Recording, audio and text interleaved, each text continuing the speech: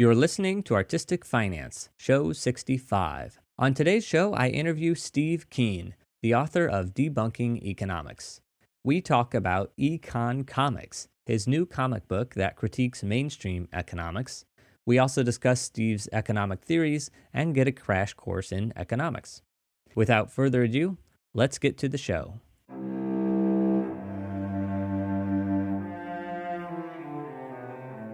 You're listening to Artistic Finance Podcast, where your host, Ethan Steimel, interviews successful artists, leaders, and investors to help educate and inspire artists to grow their wealth. We're recording this on August 11th, 2021, amidst the COVID-19 Delta and Lambda spikes. The Black Lives Matter slow burn is going on across the world. A Stop Asian Hate campaign is going on in the U.S., and Broadway is reopening with full hopes that there will be full attendance by the holiday season. Welcome, everyone, and thank you for listening. I'm Ethan Steimel, and today I welcome economist Steve Keen to the show. Welcome, Steve. Good to be here. Good to be talking about cartoons, too. Yes, exactly. And also, I just want to say that it's 7 a.m. in New York City, and you're in Bangkok, Thailand, where it's 6 p.m. If any bad, large noise levels come through, it's because there's torrential rain outside. So Fantastic. if anybody hears a sudden just deterioration of the sound quality from mine, that's the cause. So, Steve, thank you for joining me today, and thank you for chatting. Can you tell us a bit about yourself? Yeah, okay. Well, I'm 68 these days. I live with my age. I've been a critic of economics since I was 18 years old. I did a degree in arts and law at the University of Sydney, and in the middle of my first year realised that economic theory was massively flawed, and I've been fighting it ever since. I retired as a head of school of economics, history and politics at Kingston University in the UK about 3 years ago.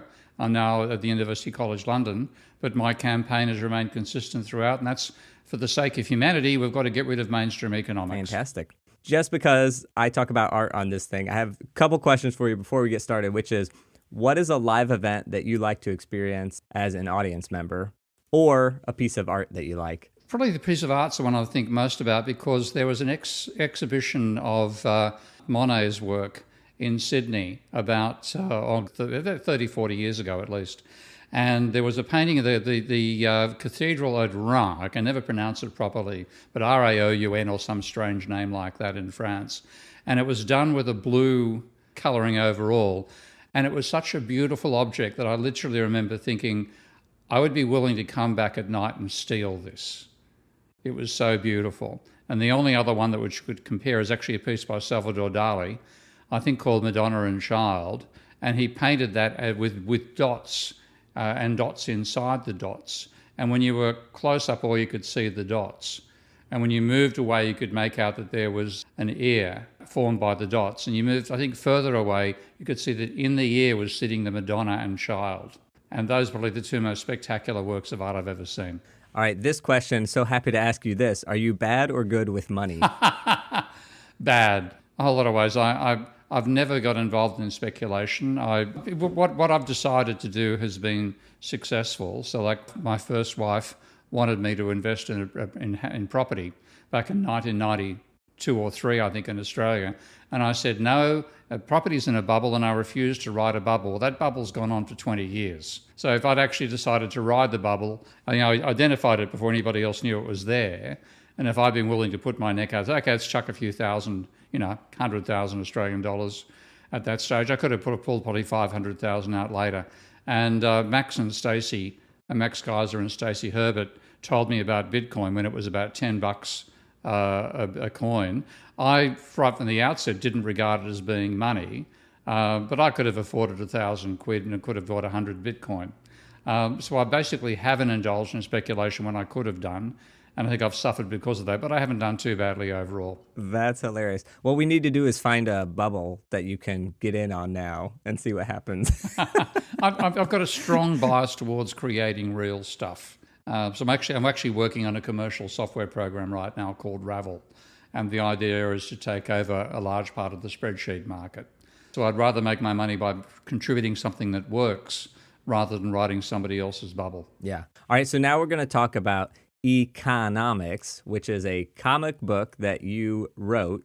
We had a previous guest, Miguel Guerra, who is a comic book illustrator. He was on our podcast talking about how he makes a living as an illustrator. And then we also had another discussion about MMT. He reached out and said, hey, I just drew the illustrations for this new comic book. You should check it out. So I did. And that's what we're going to talk about. And also, is this true? I was on Miguel's site, and it says it's the number one, or was, the Amazon bestseller in comics and graphic novels and economic theory. Is that true? It was for a very brief time. It hit number one in both. And I was absolutely delighted. I think I've taken screenshots of the Amazon page on that front. There's all sorts of criticisms one makes of Amazon's, but it's the world's most effective retailing unit. And that's what you, as an author, that's what you keep a check on. So it certainly hit number one in economic theory, and I think at the same time it was number one in graphic novels, which was a great combo. Not there anymore, but it was a damn good feeling while it lasted. That's amazing. And so I read it, and I must admit that a little bit of it went over my head, or maybe a lot of it. But I did find it entertaining, and you do tell this fake story that I actually sort of thought was real. And the whole time I was like, I have to check out if this is a real story. And then at the very end, you say, not a real story. Which one was that, about Ricardo? Yeah. Okay, yeah. I'll come back to the Ricardo story and where it came from. And then you also use a term called NAIRU, which I only know because I happened to read The Deficit Myth by Stephanie Kelton. Oh, yeah. She talks about NAIRU, but I was like, how many people know what NAIRU is? And maybe everybody does in the economics world. Unfortunately, too many economists know about it, because this is one of the many... like economics tries to pretend that it's a science, and a large part of what I've been doing is saying, look, if you guys are scientists, then I'm the Loch Ness Monster. Your standards are just pathetic. But what they'll do quite frequently is make up terms that sound like they're scientific. So Milton Friedman invented what he called the non-accelerating inflation rate of unemployment. And what he then was saying effectively, there's a rate of unemployment which guarantees inflation remains constant. That flipped economic theory, because he was taken seriously back in the 1970s when there was a high rate of inflation was rising. But plenty before you were born, I guess. 1972, 73? Yep, that's before me. There you go. Okay. Well, there was rising inflation at the time, and he said in the previous policy used to be to try to maintain a low level of unemployment. That was the sort of Keynesian orientation from the post-war period through to the early 1970s. And he said, no, what we need is to choose a rate of unemployment that means inflation doesn't continue rising. And he called this the non-accelerating inflation rate of unemployment. Tens of thousands, probably hundreds of thousands of economists have wasted their lives trying to calculate what the NAIRU is.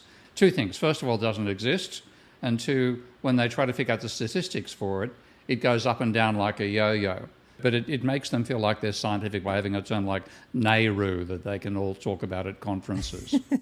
I just read a book called $1 Billion Loser by Reeves Weideman, and it's about WeWork, the rise and fall of it. He was saying that when they were trying to go public, there's Ebitda, and they created this new term called community adjusted Ebitda because I guess their Ebitda wasn't the number they needed. It was always negative, yeah. Do you know what Ebitda is? Well, it's earnings before interest and tax, and I presume amortization is the final A there.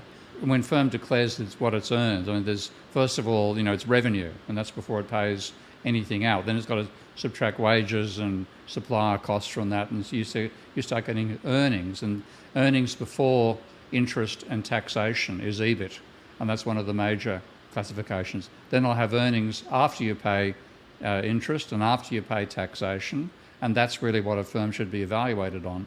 But when you had all these internet companies forming, who once you subtracted the costs from their revenue, you got a negative number, you could no longer use EBIT. So I can understand why they invented something about a community valuation to make this stuff look like it was worth something.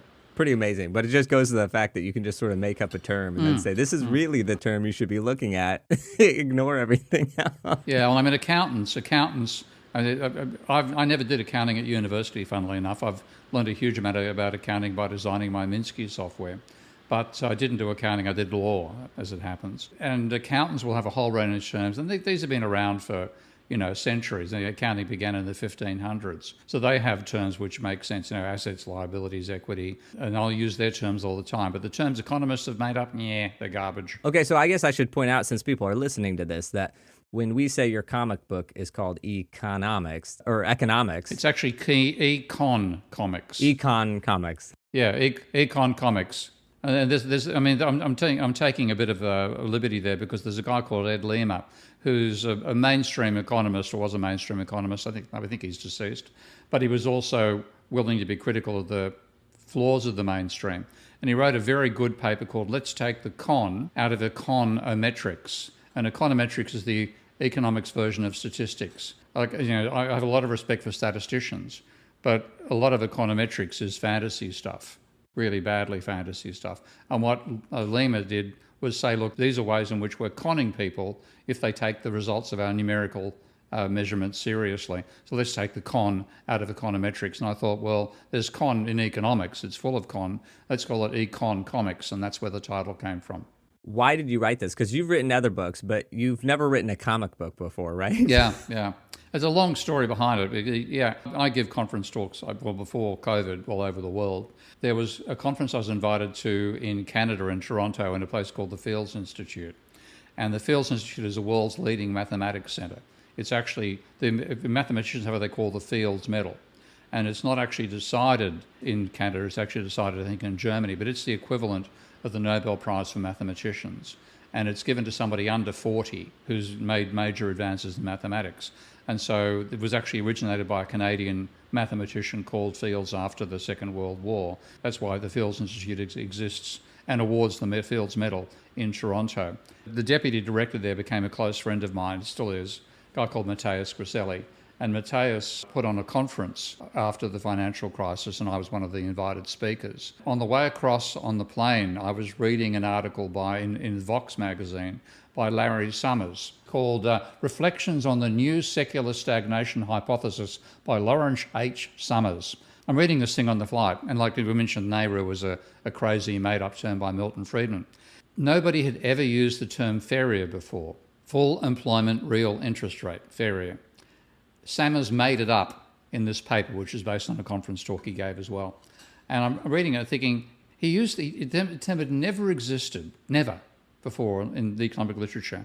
And here in this one paper about it, he uses the term 23 bloody times. And I'm reading this thing, thinking, FERIR, FERIR, FERIR, FERIR, FERIR. Sound like the bastards discovered some new fundamental bloody particle. And then, I know what I can do.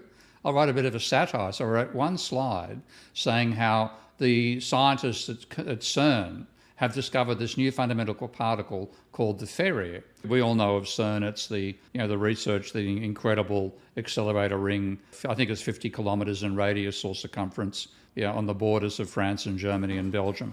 And I said, this actually isn't the CERN I'm talking about. There's a much more important CERN based at MIT. The CERN stands for Crazy Economic Rationalizations of Anomalies. So I wrote a slide, as an academic, I'm normally giving fairly serious stuff. I try to be humorous, but there's a serious flavour all the way through. So I wrote this up and I thought, well, I think this is funny, but I don't know how the audience is going to react. The audience was half mathematicians and probably 80% mathematicians and 20% economists, most of them non-mainstream because the Fields Institute now recognises that mainstream economists are a waste of paper. So they tend to invite radical people along, or heterodox people rather than the mainstream. So I started giving a talk and the audience was laughing so badly, some of them were falling on the floor. It actually disturbed my presentation. But I then got back and mentioned it to Miguel Guerra. Miguel's become a good friend over the years. I said, I think I might write a satire about it. So I wrote up the whole story. And Miguel said, I'd love to illustrate that. So that's where the first one came from. That's the first illustrated cartoon in the book. And then in France, that's chapter 2. Chapter 3 is a campaign to eradicate non-orthodox economics in France. And that came about because French non-orthodox economists tried to establish a separate classification for non-orthodox economics, or heterodox economics as they call it, in France. So France has got a very hierarchical system. Like in America, when you do your PhD, you go off to the American Economic Association in January, try to get a job somewhere. It's all individual towards the organisation. In France, you have to be awarded a PhD, and then you are classified as being an academic economist, and you apply for a job, and they will send you somewhere in France for the position. We actually know how many academic economists there are. There's 1,800 of them, roughly, in France. They formed a group called the Society of Appalled Economists, saying how appalled they were at the mainstream. Sometime in, I think, 2015, they tried to get a separate formal classification because there was about 300 people who signed up for this separate non-orthodox classification. So that would have taken 300 out of the 1,800. They were almost successful, and they were opposed by a French Nobel Prize winner who blocked the move, and they were stuck amongst the economists. So I knew that this group represented about 15% of all economists in France were critical enough of the mainstream to want to join a breakaway group. And I was going to give a talk at a workshop on non-orthodox economics for students somewhere in the east of France. And you're going to love this. A bunch of mainstream economists came out with a book attacking non-orthodox thinkers in economics. It's called Le Négociant, I can't pronounce it properly, Le Négociisme Économique, et comment s'en embarrasser. If you put that into Google Translate, what comes back is economic Holocaust denialism. So they were accusing non-orthodox economists as being like Holocaust deniers. I thought, you pair of, can I use French on your show? Yes, yes. You pair of cunts. I'm going to get you. So on the train, pardon me, I should have used dicks or, assholes. Something that I wasn't particularly... It works. It translates. I wasn't particularly happy. So I'm on the train journey from Paris to this far eastern part of France. I read another satire, and that's about the reality virus. That was in response to these two economists, Carhook and Zeilerberg, who were arguing for the elimination of people who don't accept mainstream economics. And this was my reply. And then the Ricardo bit, it opens with a written one, lightly illustrated, about David Ricardo. And how that came about was, having written the two cartoons, and Miguel had done the illustration, he said, look, we need an introduction to this, Steve. Do you mind writing an intro? And I've always been a critic of the theory of comparative advantage. That's the argument that countries should specialise in what they're best at and import the remainder, and that'll improve human welfare. And I always regard it as a nonsense argument.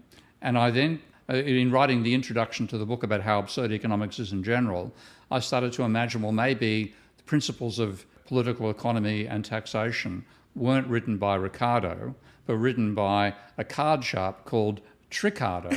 Okay, and it was all a con job, and it all went badly wrong, and Ricardo dived in and managed to threaten this guy to take over the rights to the book, etc., etc. And then when I was researching on it, not researching as deeply as I would do for an academic piece, checking Wikipedia and stuff like that, and everything I wanted to be true, setting the frame for it at the Wikipedia level of evidence, was true. One part of it, for example, has David Ricardo being, before he became an economist, being a stockbroker who got advance warning of the results of the Battle of Waterloo, knowing the British won, and then went onto the stock exchange and exclaimed, "Sell!" as though he had back information that the French had won, caused an absolute panic. Everybody's dumping all their British shares. And then when the prices have plunged, he suddenly declares to his own staff, "Buy." And the claim was he made £1 million profit. Now we're talking back in 1800, £1 million. That's a huge amount of money. I've seen since arguments that it was actually false, and it may have been one of the other robber barons who made the money. But that was good enough for me. I wanted this book to be published close to April Fool's Day.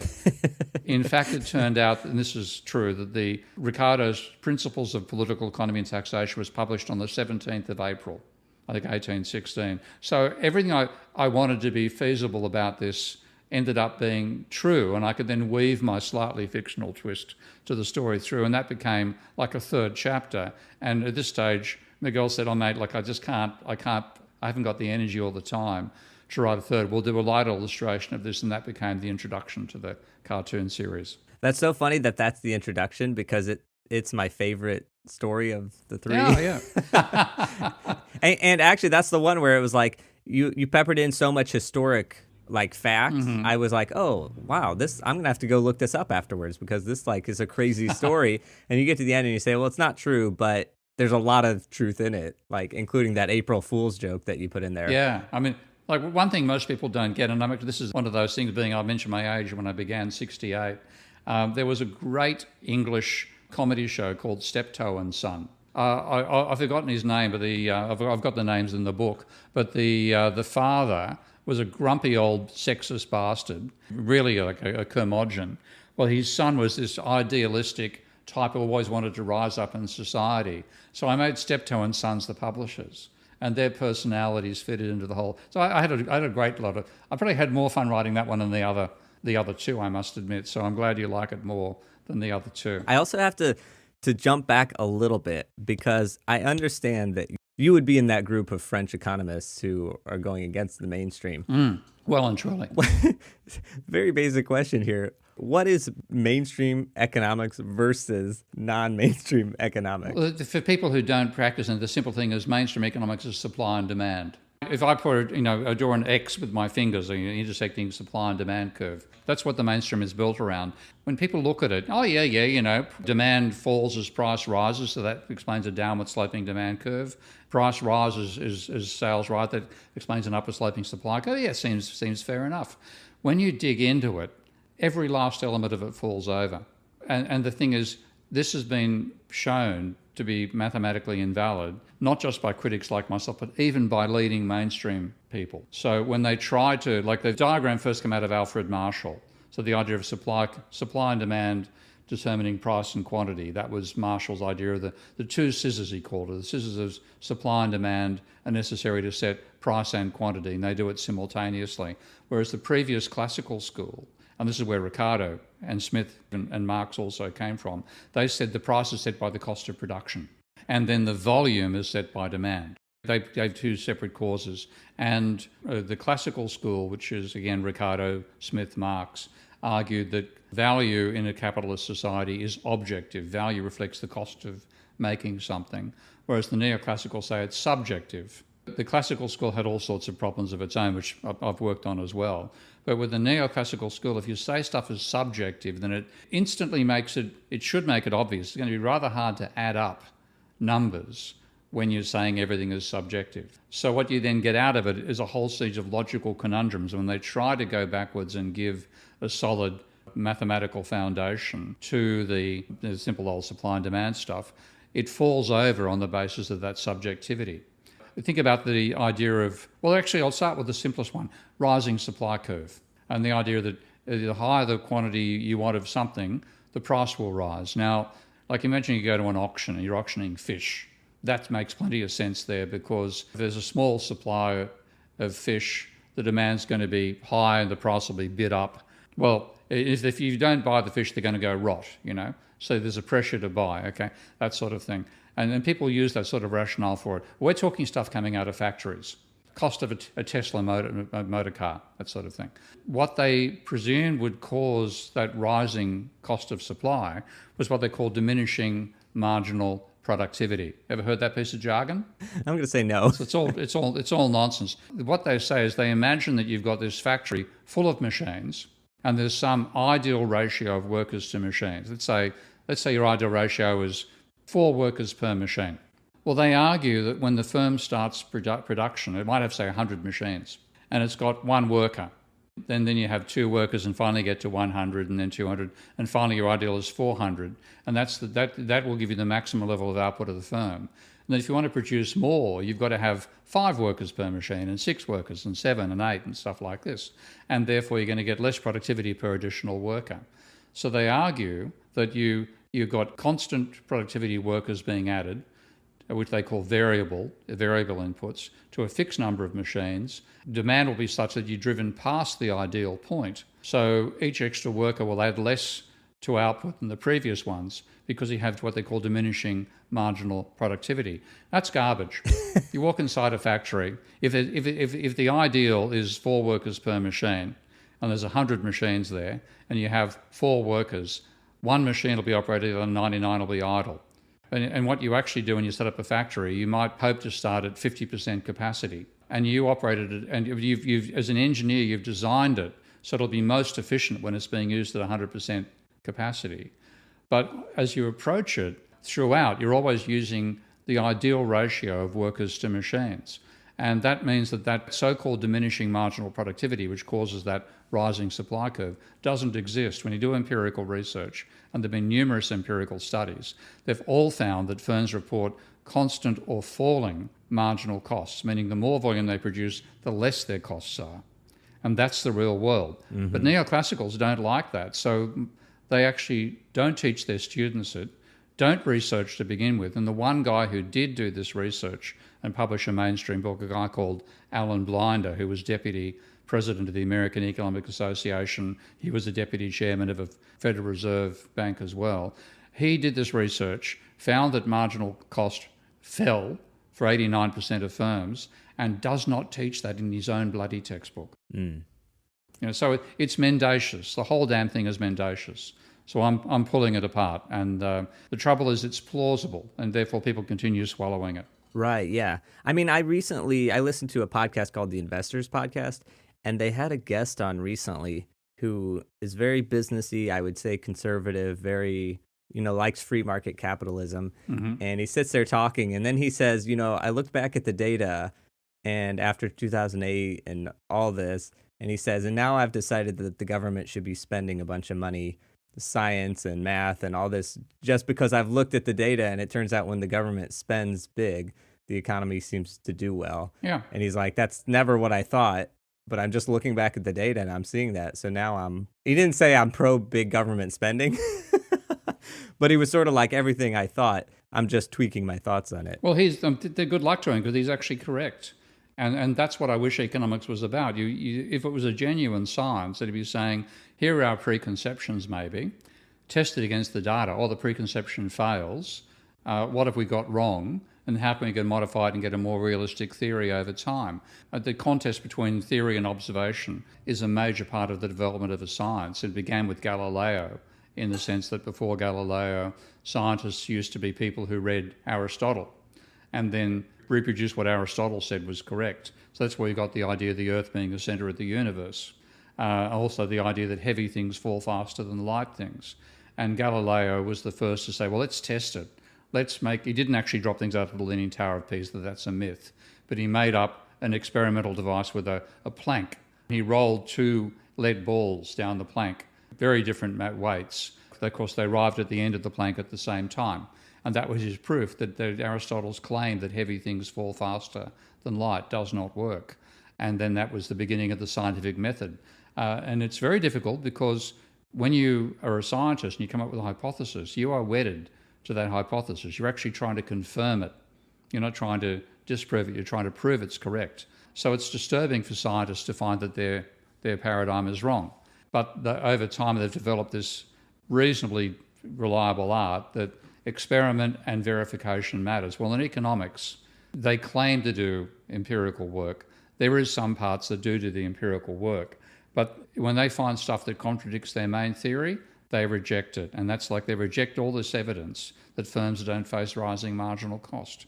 And that means they just fundamentally, they're unscientific. They are like, in that sense, I see them being like astronomers before Galileo, still working out of the great book. And the great book happens to be Paul Samuelson's Foundations of Economic Analysis, not Keynes and not Marx, obviously. And that's what they do. They continue reproducing this set of beliefs which have been empirically and theoretically contradicted. I mean, I'm not mainstream or non-mainstream economics. I don't have an opinion, I guess. I'm drawn to MMT, but just because the world I've grown up in is MMT. So that's just what I see and know. Working in the arts, going back to that supply and demand of 4 workers to every machine, a lot of people in the arts know that doesn't really apply, because it's like opera today. Mm-hmm. It's like, where's the demand for opera? I mean, I think there's a good argument that there's not really a demand for it. Yes, people want it every once in a while, but the amount of money that it takes to produce a Metropolitan Opera show is in the millions of dollars. They're not making millions of dollars by the amount of people that want to come see those shows. So I feel like in the arts, I would say mainstream economics doesn't work. Do we need a giant sculpture in the middle of a desert somewhere? And I would say there's not a demand for that. Yeah. But I think it's something good to have. Like, I think we want art and we want this stuff, even though supply and demand or money-wise, it doesn't make sense. Yeah, I mean, and a similar thing applies actually in economics too. I mean, I'm definitely a critic of not just capitalism, human society in general when it comes to the impact we've had on the ecosphere. But in terms of human societies, I see a lot of good in capitalism as a social system. But at the same time, I'm criticising the theory of capitalism, which is neoclassical economics. And people think, oh, you're criticising capitalism. I say, no, this theory's got nothing to do with real capitalism. You need a theory of real capitalism, and you frankly are going to find a better one coming out of Marx and followers of Marx, particularly a guy called Mikhail Koleski, Polish economist, and people like Richard Goodwin, who's the person whose work I've extended the most. You'll find better theories out of them than the mainstream by a long shot, and it describes the real world far better than the nonsense stuff. All this stuff about equilibrium, for God's sake. The last society that looks like an equilibrium system is capitalism. It's far from equilibrium. If you want equilibrium, go to the Soviet Union or go to feudal England. Then you'll get a bit of equilibrium. But whoever thought equilibrium was a defining characteristic of capitalism? And it's a defining characteristic of a model of capitalism that is wrong. This is interesting because you said Keynes and Marx. I don't necessarily know their theories of economics, but to me, isn't economics just describing how things work? Like, isn't that the whole point of it? Like, it's not... It should be, okay, but it's not. Because if you look at the history of how economics developed over time, I mean, I really think we actually went wrong with Adam Smith. I've rubbished Ricardo in this particular book, but I rubbish Smith in my next one. And the idea is that before Smith, there was a bunch of economists in France called the physiocrats. And we're talking in the 1700s here. And they were trying to explain, how do we produce all the stuff of a modern world? How do we make the castles and the carriages? And their explanation was, it's because of the free gift of the sun. We put a seed in the soil, we wait 6 months, and we harvest 1,000 seeds. And we've done nothing. There was no fertilizer back in those days. You weren't looking at labour all that much. You would just plant something in the field and watch it grow. So what you're doing is as a capitalist, as a farmer who owns the farm they're working on, what you're exploiting is the free gift of nature. And that's literally the phrase they used. And then with that free gift, you can afford to pay workers, and what's left over is your profit, and then the king can tax part of that profit. So they had in terms of theories of physics which developed a century later, we know they're correct. We don't actually produce a surplus. We exploit free energy and turn that into useful forms. Okay, but if the energy wasn't there, neither would you and I be, let alone capitalism. So it's the exploitation of free energy that matters. Well, that was obvious to the French economists in a sense, because their economy was fundamentally rural. 90% of people were peasants. Almost all the business was working in the fields. The manufacturing was quite limited. Whereas Smith came from the nascent capitalism of Scotland, just before the invention of James Watt's steam engine, but well after many others had been made, the spinning jenny, all the mechanical stuff. And he couldn't see, he's like, well, there's no land inside a factory. So his rationale, so it's not land that's the source of value, it's labour that's the source of value. Now that's wrong, okay? Labour contributes, but labour without energy is a corpse. So you've got to go back to energy to begin with. But by saying labour was the source of value, you then got what we call the value wars in economics. And Marx was obviously the grand inheritor of that, saying if labour is the source of all value, then it should get all profit and capital should get nothing. So it became a contest over the power and distribution of income between workers and capitalists. When Marx came along and really made it quite a strong intellectual threat to capitalism, what had been an underground theory of economics developed by a guy called Jean-Baptiste Say and another one, Augustin Corneau, back in the early 1800s, where it's all about utility maximisation and so on, that suddenly became the mainstream. They drove out all the classical economists. People were talking about utility maximisation, took over. Jevons in the UK, Volra in France, and a guy called Menger in Austria, and that became the mainstream. And the thing is, back then, it could have made sense. Their direction could have made sense. But it didn't. We found all these mathematical flaws, and they still persist in doing it. And it makes as much sense of a theory of capitalism as Phlogiston makes as a theory of why a candle burns. The 19th century explanation as to what caused flames was there's a substance inside things that burn called phlogiston. Well, we know that's garbage. Okay, we know, and that's been thrown out. And anybody spouting a phlogiston theory of chemistry and heat would be rapidly shown the door to in any university. But fundamentally, neoclassical economics is the phlogiston theory of economics. Yeah. I mean, I like listening to you because I like what you said about capitalism, of you weren't critiquing the theory, or you were critiquing the theory, but because to me it's like in the arts, everybody hates capitalism, right? It's like it's ruining our lives and blah, blah, blah. And I sign on to that as well. But I also think, nothing in 100% form ever works. Yeah, that's a very good point. 100% capitalism can never work, but also 100% socialism can never work. However our world works, we're going to have a little bit of capitalism, just because it's a combination of all this. I think that's actually, like, my very first foray into economics was actually looking at what's called Marx's Dialectics. And when you think about the neoclassicals and the Austrians, let's go 100% capitalism. And then you get the Marxists, let's go 100% socialism. And what you're talking about is a sense of balance. And like I'm not a Buddhist. My wife is a Buddhist, living in Thailand, which is entirely Buddhist, almost entirely. But the Buddhist, I remember seeing a little thing about how Buddha developed his philosophy. And apparently he was sitting beneath a tree, as sages tend to do, and a boat goes past, and there's some musical instructor trying to instruct a young student how to play a particular instrument. And he finally says, no, if you make it too taut, it won't play a note. And to make it too loose, it's got to be just right between loose and tight. And that gave Buddha this idea that balance is what matters. And in that sense, the same thing can be found in Marx's Dialectics, the idea of balance between the two. And in that sense, a mixed economy is the most successful economy. And if we look at the most successful period in American capitalism, it was between 1950 and 1970. And then you had a government committed to full employment, large, but a lot of being directed at trying to fight the Soviet Union, obviously, the military expenditures and so on. But both the government and the private sector working in where they had their own strengths. And the government is best for stuff which, like universal education. You want everybody to get a decent standard of education. You don't want a bright kid being brought into a poor family. You don't get an Einstein because of that sort of thing. So there's some things which are best provided by the state, and other things which are best provided by private sector. So, for example, like a university, I think should be government funded.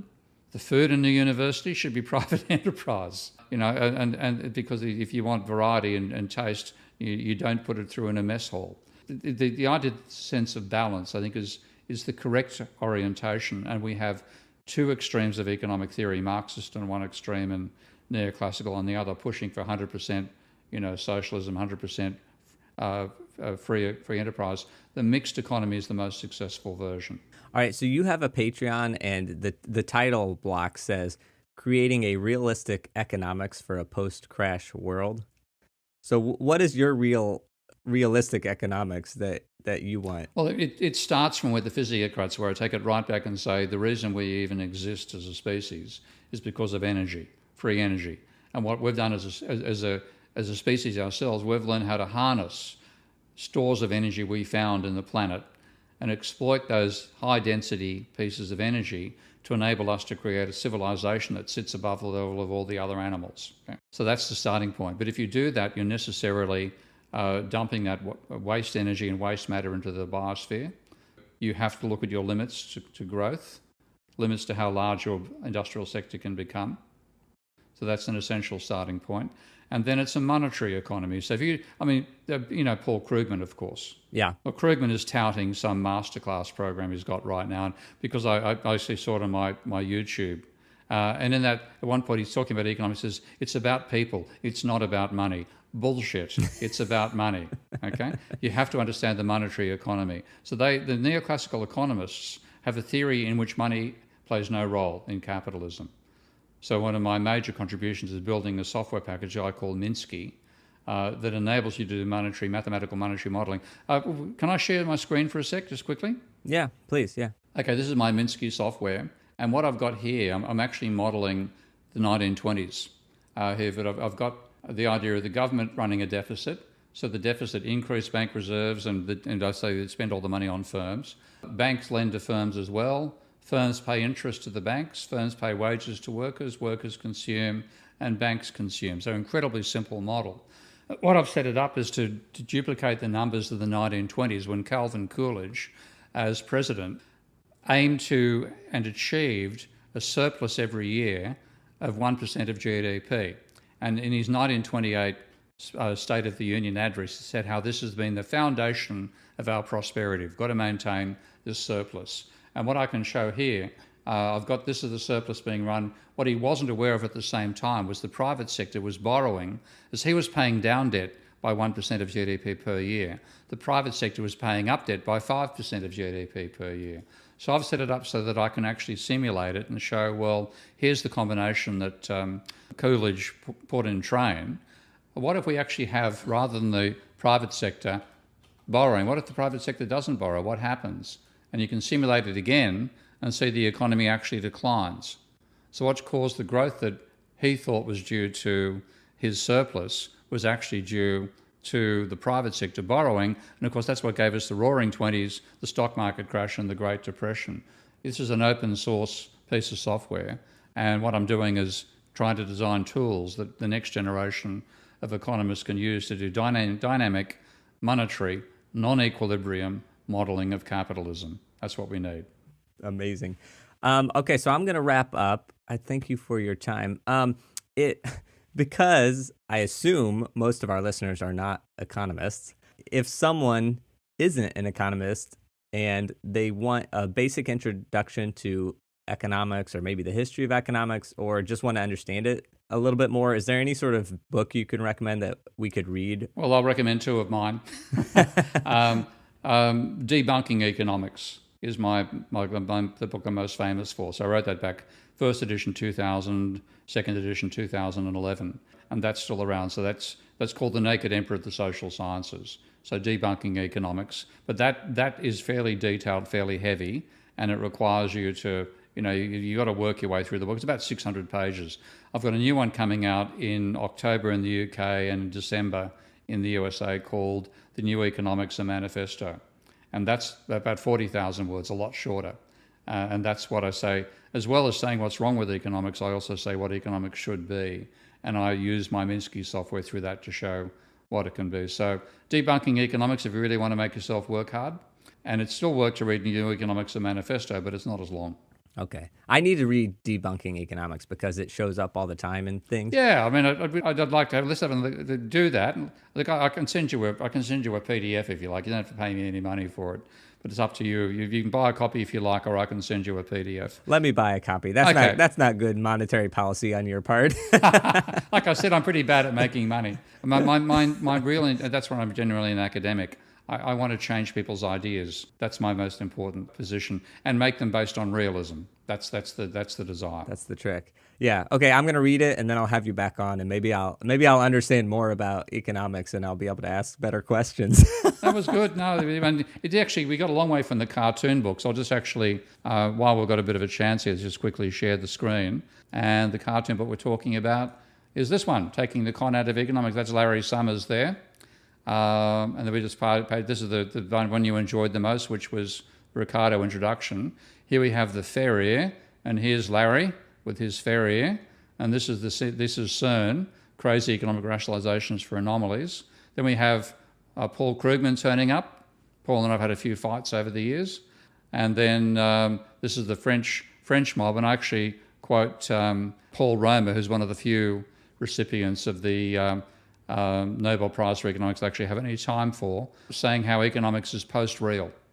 And he actually uses Phlogiston as a comment about the nature of mainstream economics, for which he received the Nobel Prize. So it's not just me saying the thing is nonsense. So, good to meet you, Ethan. Yeah. Well, actually, I want to say that, so this is an audio-only podcast, but on the YouTube version, I will put those screen shares on so that if you want to see the visuals, check the YouTube link.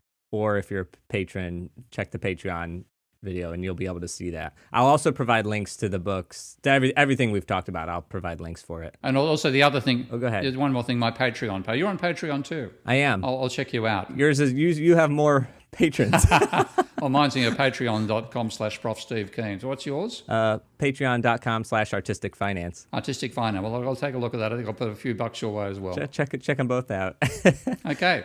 Where can people find the economics book or eCONcomics? eCONcomics, two ways. They can find it. They can buy a physical or an electronic copy through Amazon. But do you know Arcaven Comics? Yes, I know Arcaven.com. Yes, I was doing arcaven.com. So if you go to arcaven.com/comics/comedy/econcomics, that's what you'll get. And let's actually let's do one final screen share here. So that's they're doing a lovely job of serializing it every week. So there's the one you enjoy, the Ricardo, and then we have CERN and the FERIR, and that's where we're up to. And next, there's a couple more to go in the FERIR one before I get on to the WHO, which is Wipe Heterodoxy Out.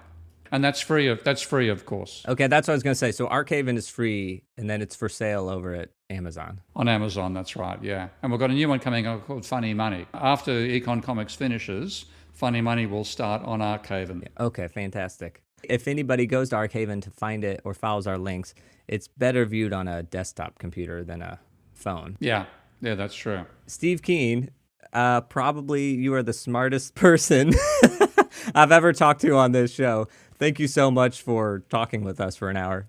Well, it's been delightful. Good fun to meet you, Ethan. And I'll check out your webpage as well, your Patreon. I'm going to let you go in 1 second, but I actually do have one more question. Oh, yeah, sure. Yeah. You said you started studying this at 18.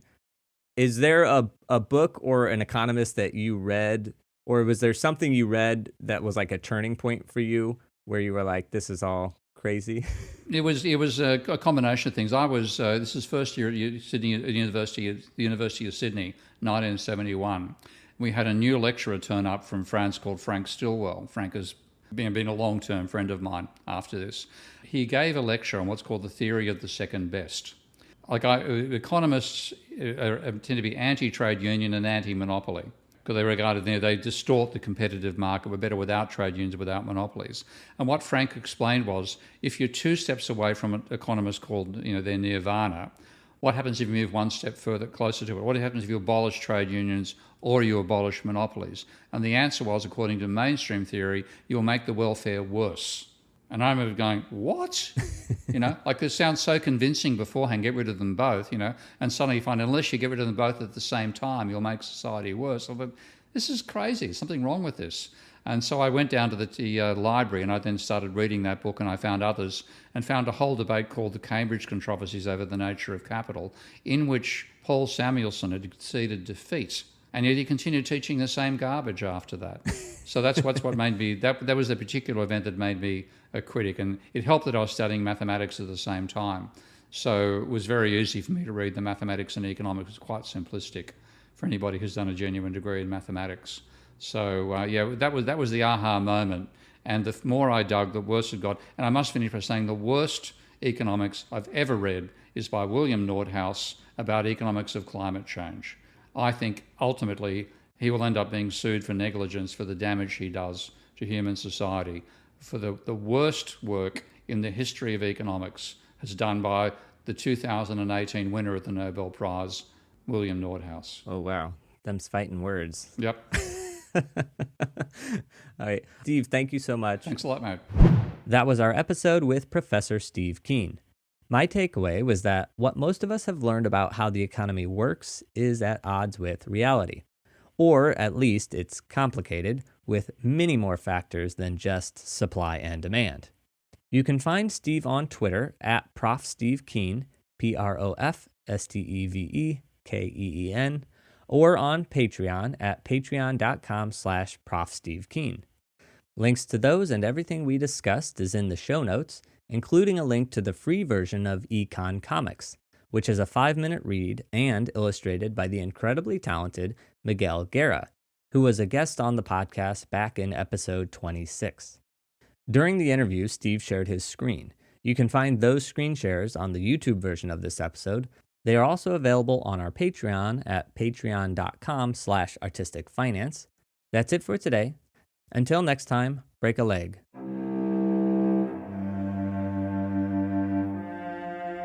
Thank you for listening to Artistic Finance. Make sure to subscribe. To access our show notes, transcripts, or resources, go to artisticfinance.com. This show is for entertainment purposes only. Before making any decision, consult a professional. This show is copyrighted by Artistic Finance. Written permission must be granted before syndication or rebroadcasting.